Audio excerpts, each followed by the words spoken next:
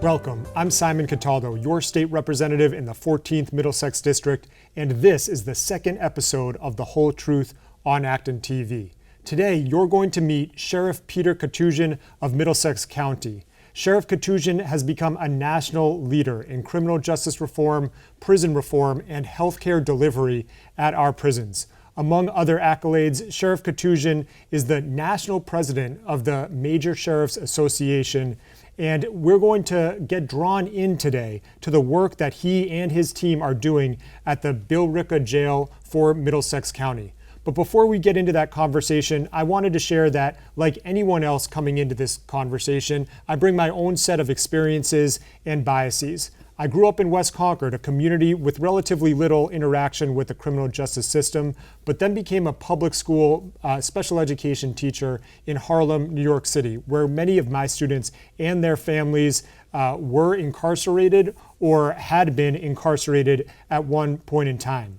Later on, I became a federal prosecutor at the U.S. Justice Department, where most of my work was prosecuting major public corruption cases, but I also spent a significant period of time helping the U.S. Attorney's Office run its mental health court and drug court, where I came to appreciate so much of the work that the sheriff is now doing relating to criminal justice, prisons, and mental health and substance use. Then finally, after I became elected as your state rep, I became House Speaker Ron Mariano's sole appointee on the Massachusetts Restorative Justice Advisory Committee, and am a big believer of that work, much of which relates to the discussion we're going to have today. So without further ado, I am excited to introduce you to Sheriff Peter Koutoujian.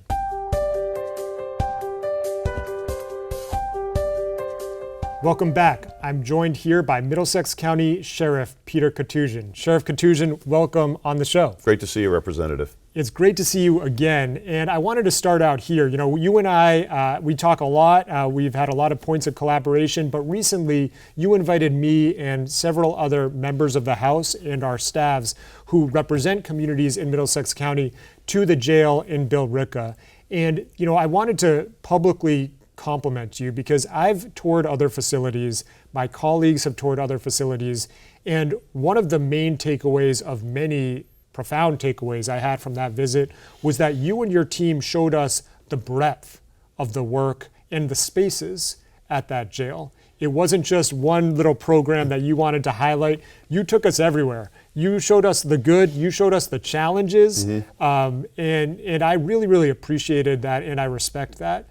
So I wanted to start there, and I hope that kind of helps set the table for the conversation that we're going to have, because I'm really excited for my constituents to hear and learn more about the work that I find inspiring that you're doing in the jail. So maybe we'll just get started off by, if you could tell me a little bit about what goes through your mind when you're inviting people, whether it's public officials or anyone else, into the jail in what you're going to show them, because it is a stark contrast between other correctional facilities. Yeah, well, thank you very much. And by the way, thank you for taking the time to visit the facility. As you know, I invited a lot of legislators and not that many come, and I wish more would come, because I think it's important to see what goes on inside correctional facilities. Now, as for the people that are watching this, I mean, you will sense, firstly, let me say I love my job. And you can tell that I love my job, yes. Right? Yes. And you can tell that I'm very proud of the programs and the treatment opportunities we provide at the Billerica, at Middlesex Jail and House of Corrections, right? I don't think you'll find a better run facility or facility with greater programmatic opportunities or treatment opportunities than the Middlesex Jail and House of Corrections. But I just want to say to everyone, you shouldn't have to come to jail to get good treatment. You should be able to get good treatment and educational opportunities in the community, so you never have to become justice involved. That being said, you know, a jail is not a fortress on a hill. It's part of a community, right? We have to not think of it as just something that's sitting separate from the rest of the community and isolated, because if you treat it like that, it will never be successful, because it has to be part of a community for it to be successful. And I mean that, number one, the community has to understand what's going on inside a carceral facility, for them, basically, so to speak. And the people that are incarcerated also have to understand that the community cares about them enough to come and see what they're doing and see how they're doing and ask their opinions, as you were able to do. I just think it's really important that we continue this. And in Middlesex, we have I try to get as many people, within reason, inside to see what we're doing for those very reasons. And it's just something that we started early and we've continued since then. And it's because of caring, leaders like yourself that we're able to provide that opportunity to people that actually are making the decisions that affect people that are incarcerated, also affecting the communities, and very importantly, affecting the families of those that are incarcerated at the same time. I want to get into some of the really unique programs that you are running and modeling now at the jail. But before we do that, you had mentioned healthcare, and I thought that might be a good segue into your personal and professional background, because you have a unique set of experiences in public service coming into this job. Could you share a little bit about that? Yeah, so I'm sort of a unicorn among sheriffs nationally. My background really came, I was a prosecutor like yourself in Middlesex County here. You were in the U.S. Attorney's Office. And I was also a public defender before I became a prosecutor, so I had that sort of perspective. Then I became a state representative, as you are now, and during the period of time I was there, I was able to lead the Committee on Health Care for 6 years as chairman and another 2 years as vice chairman prior to that. So quite honestly, the perspective I got from that, it helps me remarkably well with managing a facility. What's interesting is that if you understand the social determinants of health, right, the things that lead us to, premature death and illness and chronic illness, their education, substance use disorder, and mental health, and social network, and homelessness, and and all these things, right? And you take the things that affect our health, they're the same social determinants of justice involvement and incarceration too. So my experience in learning about mental health and substance use disorder, medication-assisted treatment, trauma, all the things that are affecting the chronic illnesses that affect this population really prepared me well for being sheriff without ever knowing that someday I might actually want to be sheriff.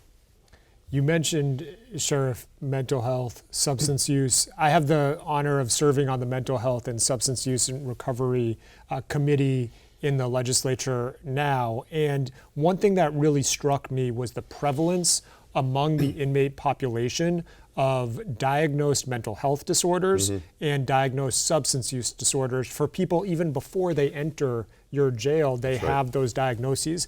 Could you talk a little bit about that and some of the programs that you've started and are running now to address those challenges? Certainly. Well, people should understand that those that enter our facility with a diagnosed substance use disorder, and by that's diagnosed, not, there's many more that have an addiction that are not diagnosed at that point.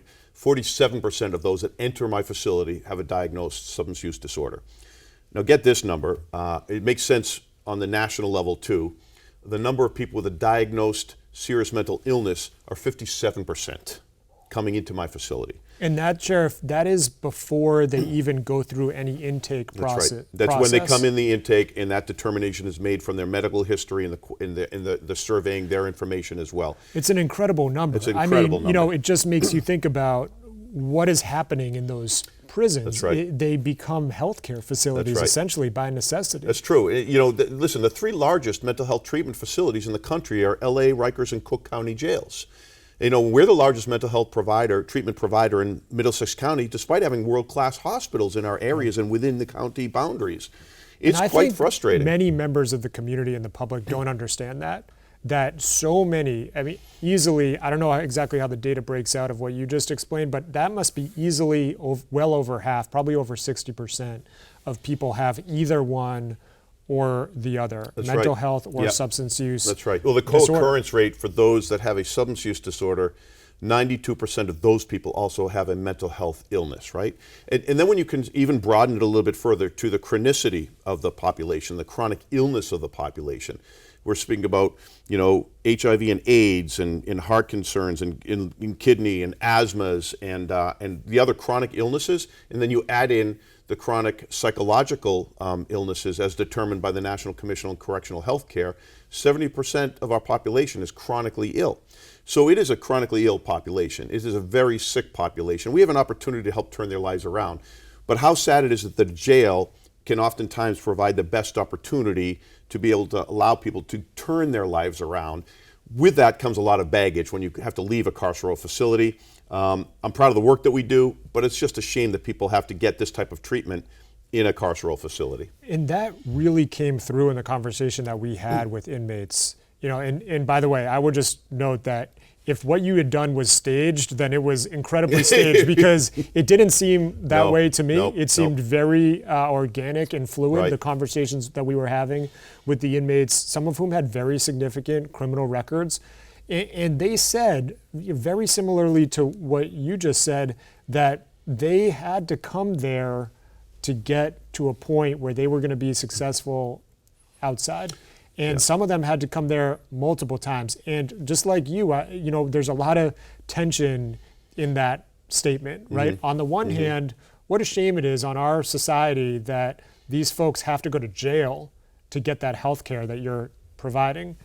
On the other hand, we know that status quo in terms of what we're delivering now, they're not going to get clean. That's right. Unless there's significant intervention. That's right.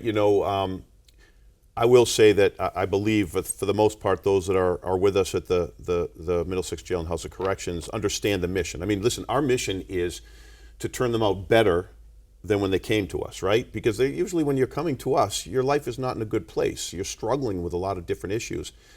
In the way that we address those that are in our care is that reentry planning doesn't start, 60 days prior to release or 30 days prior to release. It starts on day one of your incarceration. So as soon as you get in, even pre-trial, we start taking a look at your life, and we interview and we speak with them, lengthy questionnaires, that we then find out what the deficits in their lives, where they needed some help is, and then we determine individualized plans, not like one size fits all. Everything's unique.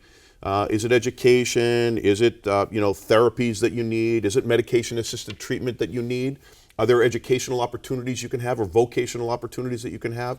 And we come up with a plan individualized to that person that can then hopefully lead them to a more successful reentry. And by the way, our numbers show that this is the case. We've got, if you look nationwide, that the recidivism for jails, as opposed to prisons, right? The recidivism for jails nationwide is about 40%. In Middlesex, our recidivism rate is 32%. But then when you go into our unique programs that I know that we can speak about, they're significantly lower than even that 32%. Most, actually, each of them half or less than half of that 32% in the unique programs with some of the highest recidivating populations. We've actually cut that rate in half. And one of the things that really impressed me was the amount of attention that you and your team are paying to data tracking. Because when I was there, and I think it's clear, a lot of what you're doing is going to be and is scaled up on the regional or national level thanks to your leadership. Let's talk a little bit about any of these programs in terms of, I know you're doing a lot inside of the jail and outside of the jail. Maybe we can start inside of the jail because, as you said, everyone says they're doing this stuff, right? But you really are. Yeah, Tell us a little bit about the nitty-gritty of this. Right, the funny thing is that a lot of facilities will say they're doing that stuff, but they might be doing it, but are they doing it well? And are they actually tracking data? To me, vision without good data is something I say because I speak about this nationally about the collection of data, how important it is. Vision without good data is just a hallucination, right? You're flying blind. You're putting stuff up that may or may not be true, and then you're relying upon those numbers to make decisions for the future, which may not be accurate in any way, right? And also, you can also then make corrections in your program midstream, never mind just afterwards to sort of check on its efficacy. So data is really important to us, and data is so important. We've actually been published in, I think, 6 or 7 peer-reviewed journals so far, and about to be published in another one pretty soon, I believe. So this is high-level data we're tracking. And what it shows is that if you have unique needs for populations and you put them together and you treat them uniquely, that you can have unique results. And so some of the programs you saw inside were, the first specialty program I started was the housing unit for military veterans. It's a therapeutic unit, not just a housing unit. It's highly therapeutic. We have programs, we actually have partnerships, voluntary partnerships, by the way. It doesn't always cost money to do things because the community wants to be involved. With McLean Hospital, with Red Sox and Mass General and their home base program. We did a modified version of their Resilient Warrior program that they do nationally, award-winning program. We do it inside. And so it's a therapeutic unit. that has been referred to as best practice by many different veterans publications. Really proud of that. And in that one, the recidivism rate is 14%, right? So again, 32% Middlesex, 40% national. Another program we have is medication-assisted treatment program. We're one of the first jails in the country. Again, my experience as healthcare chair informed me about this, so I was ready to go and informed. And by the way, it wasn't as easy to get the community providers and everyone else ready to go as excited as I was, and that's why our first program failed. What I will say about this is the first program wasn't working well. I shut it down. We actually went out, we worked with an academic partner to design a new program based upon the bones of what we had done, improve upon it, and we relaunched the program that has been highly successful since that point. And that recidivism rate, I think, was 15%. And now, by the way, what's also important to note when you're dealing with opioid addiction and addictions overall is it's not as much the recidivism rate. That's really something you want to achieve. That's something always really good. The greater issue is harm reduction. You know, how many people can we prevent from dying as a result of an overdose? And then even like, can we extend their life so that we have more opportunities to intercede, and keep them alive and healthy, right? And in that program, the recidivism rate was 15.5%, I believe. Again, much lower with this type of population. But then when you think about we're about to publish is we statistically significantly reduced overdose death after release from places of incarceration. Now, I think you might remember the governor's report a couple of years ago reported that those that are released, I think it's 7 to 14 days after incarceration, are 120 times more likely to die as a result of an overdose from those that from the general community. So in this one, we've reduced that. We've also extended their time until death. And then I'll just mention one other program, which is our Young Adult Offender program, which you saw, which was the very first of its kind in the country. We did it with the Vera Institute, which is a highly regarded involved with incarcerated individuals and their rights and designing good programming. They were responsible for the Manhattan Project. So they actually, the Manhattan Bail Project, we developed a program for young adults that has worked really well. Again, it's a therapeutic unit using cognitive behavioral therapies and many other mentorships and certain programming inside that has worked really well. And that recidivism rate is 16%. So again, for one of the most highly recidivating populations. By the way, if you take that unit of the young adults in that same gang, different gangs, rival gangs, etc., and then you compare it to its cohort outside of that unit in the rest of the facility, that same age group, which is responsible for most of the disciplines and conflicts, and because they're just young men, this is how they behave inside carceral facilities. It's like almost no disciplines out of this unit and a significant amount of disciplines for that same age group and the rest of the unit, because again, they are usually involved in many of the conflicts that are going on. Another reason, another sign of the success of that unit.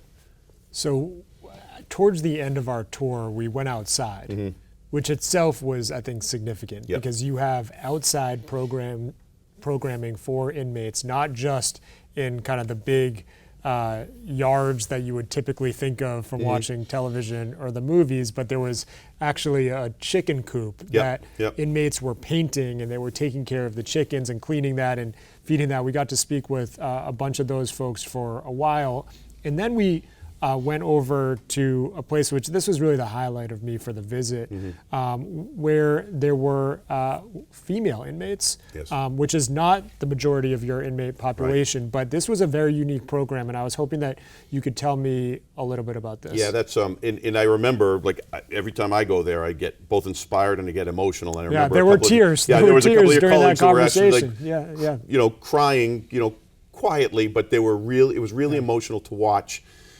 These women that had been in another facility and then were allowed to come to our new pre-release center for women and to see them blossom and grow and to become closer with their families and prepare themselves for their life on the outside.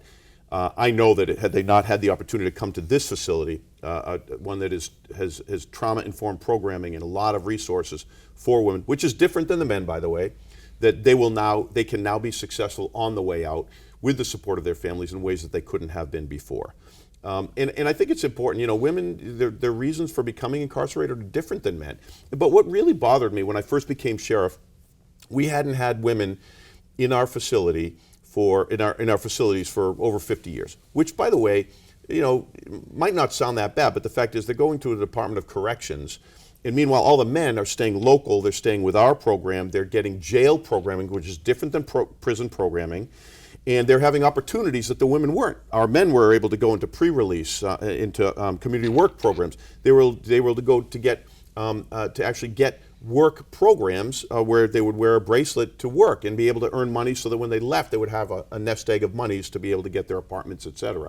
The women were not allowed that. So we started actually stepping into the lives of our women in Framingham to prepare them better, and then finally we were able to open up this center for them. And it's been remarkable. Honestly, it's one of the most powerful programs that we have in the jail, and inspires me. I mean, you saw, I felt, I think we were all inspired by these women and how far they had come and what we know they're capable of now too. And to be clear, just so folks watching know, we're talking about some of these women had significant sentences. Yes. So they had significant offenses that they had been convicted and they were of. very institutionalized when they came to us. They Yes. were closed off. They were hardened. They, as you can see at this, they're treated like human beings. They're addressed by their first names. They're allowed to cook. They're responsible for cleaning.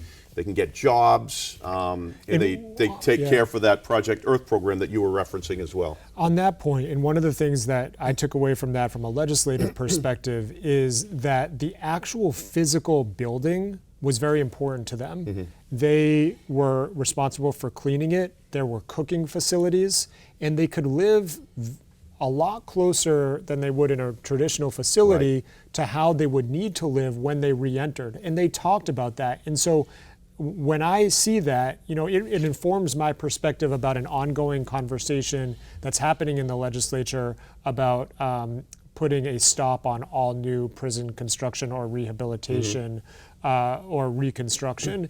And I would really like to see the programming that you're instituting now for those women greatly expanded. Right. It struck me that even though these folks were very institutionalized, there was no fence. No. They could have walked right off the yard. Right. That's right. And onto the street and put a thumb up. But as far as I know, that hasn't happened. It has not happened. And by the way, if it does happen, if someone does not follow the rules, then they're sent back to the Department of Corrections. Now, by the way, I'm going to be very clear about this. There have been some that have been sent back that we've also accepted back. They've actually said, "Hey, look, I'm really sorry. I made a mistake. I want to come back." We'll interview them and speak with them and reassess their situation and then bring them back as well, because one offense should not be a life sentence for people. Yeah, as I just sit here and hear you talking about this, Sheriff, it is incredible what a great sheriff can do compared to what a sheriff who might not have a lot of empathy for that population. Yeah.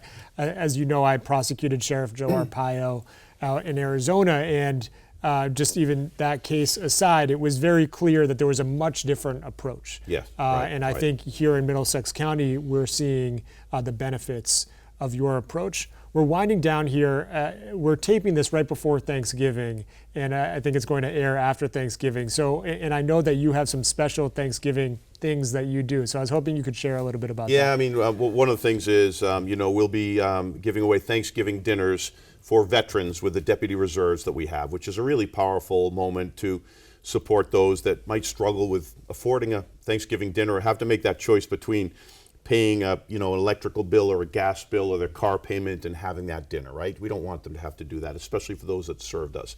But what's really important is we started a family support services program in the jail, which is the first of its kind in the country. It's built upon my experience and your experience of being a state representative of constituent services. No one was helping the families of those that were incarcerated. We didn't even think about them. And so I knew they were out there, so we actually started a unit that has helped over 4,100 families with tens of thousands of minutes of phone calls and engagements. And what we did this year, we're actually giving Thanksgiving dinners to those families of incarcerated people. So just recently, I was in a parking lot in front of the jail, down on the street side, and while their loved one was up there in the facility, we were giving their family a dinner and then coloring books, and we had children there to engage with their children. It was one of the most, I'm getting goosebumps right now speaking about it. It was a really wonderful day and a great way to start the holiday season. That's a good note to end on. The work you do is hard on a number of levels. It's intellectually hard, emotionally tough. I have a lot of respect for what you and your staff are doing, Well, thank you. including the COs, the nurses, Yes, the right. doctors. There's a lot of people. You're doing in great there. work up there. And by the way, and I love my job too. So it's hard, but I love my job. That makes it easy. Sheriff, thank you so much for coming on the Thank show. you, Representative. Thank you for tuning in to The Whole Truth. This was our second episode. I'm looking forward to the third. I'm Simon Cataldo, your state representative in the 14th Middlesex District. Don't hesitate to reach out to me by email or my office phone number. You can follow what we're doing on Facebook, Instagram, or Twitter. Have a wonderful holiday season, and we'll be back soon.